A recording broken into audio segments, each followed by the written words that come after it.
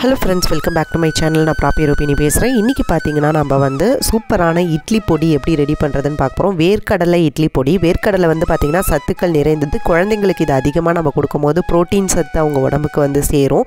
So வந்து மல்லாட்டா சட்னி பிடிக்காதவங்க கூட நீங்கள் இது மாதிரி பொடி பண்ணி கொடுத்தா சாப்பிடுவாங்க. இப்போ நம்ம ஒரு கப் அளவுக்கு வேர்க்கடலை எடுத்துட்டோன்னா அதை வந்து நம்ம 1/4 கப் அளவுக்கு உளுந்து கடலைப்பருப்பு எடுத்துக்கணும். இப்போ நம்ம வந்து அந்த ஒரு கப்பு வேர்க்கடலையை நல்லா வந்து வறுத்து எடுத்துக்கலாம். இது பார்த்திங்கன்னா நல்லா நம்ம வந்து தோல் உரித்து எடுத்து வச்சுருக்கிற கடலை தான் இது. அதனால் பார்த்திங்கன்னா நல்லா வந்து ஒரு 5 மினிட்ஸ் கலர் சேஞ்ச் ஆகிற மாதிரிலும் ரோஸ்ட் பண்ணிவிட்டு இதை வந்து ஒரு தட்டில் வந்து நம்ம ட்ரான்ஸ்ஃபர் பண்ணி எடுத்து வச்சிடலாம். நீங்கள் வந்து தனி தட்டில் கூட இது போட்டுக்கோங்க. இதை வந்து நம்ம தனியாக தான் அரைக்கணும். அப்போ தான் பார்த்திங்கன்னா உங்களுக்கு வந்து இது எண்ணெய் விடும் தன்மை இருக்குதுனால பல்ஸில் போட்டு நீங்கள் வந்து சீக்கிரமாக அரைக்கணும். அதை அடுத்தது பார்த்திங்கன்னா நம்ம இப்போ வந்து உளுத்தம்பருப்பு 1/2 கப்பு எடுத்துக்கலாம். அதையும் சேர்த்து நல்லா வந்து நம்ம கலர் சேஞ்ச் ஆகிற அளவுக்கு வறுத்து எடுத்துக்கணும். இதையுமே நீங்கள் வந்து வறுத்து எடுத்துக்கோங்க. இப்போ பார்த்திங்கன்னா கலர் வந்து உங்களுக்கு நல்லா சேஞ்ச் ஆகி வந்திருக்குது. நல்லா ஒரு கோல்டன் ப்ரௌன் கலர் வரணும். அந்த அளவுக்கு நம்ம வந்து இதை வறுத்து எடுத்துக்கலாம். யூஸ்வலாக நீங்கள் வந்து பண்ணுற பொடி மாதிரி இல்லாத இது வந்து டிஃப்ரெண்ட்டாக இருக்கும். கண்டிப்பாக வந்து இந்த ரெசிபியை ட்ரை பண்ணி பாருங்கள். அவ்வளோ நல்லா வாசனையாக இருக்கும். சாப்பிடும் போதே 2-3 இட்லி சேர்த்தே உள்ளே இறங்கும் அந்த மாதிரி இருக்கும். இப்போ இதையும் நம்ம வந்து தட்டில் ட்ரான்ஸ்ஃபர் பண்ணிக்கலாம். அடுத்ததாக பார்த்திங்கன்னா 1/2 கப் அளவுக்கு கடலைப்பருப்பு. இதையும் வந்து நம்ம நல்லா கலர் சேஞ்ச் ஆகிற அளவுக்கு நம்ம வந்து ரோஸ்ட் பண்ணி எடுத்துக்கலாம். இதை வந்து கொஞ்சமாக நீங்கள் வந்து எண்ணெய் சேர்த்துக்கலாம். ஏன்னா ஏற்கனவே வந்து வேர்க்கடலையே எண்ணெய் விடும் அப்படிங்கிறதுனால தான் நான் வந்து நிறைய எண்ணெய் சேர்த்துக்கல இதில். அப்புறம் எல்லாம் ஒன்றா வந்து தொகையல் மாதிரி ஒட்டிட்டு வந்துடும்.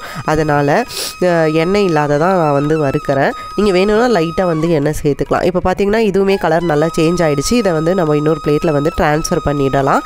அடுத்தது பார்த்திங்கன்னா கொஞ்சமாக வந்து எண்ணெய் சேர்த்து நம்ம காஞ்ச மிளகா வந்து சேர்த்து வறுக்க போகிறோம்.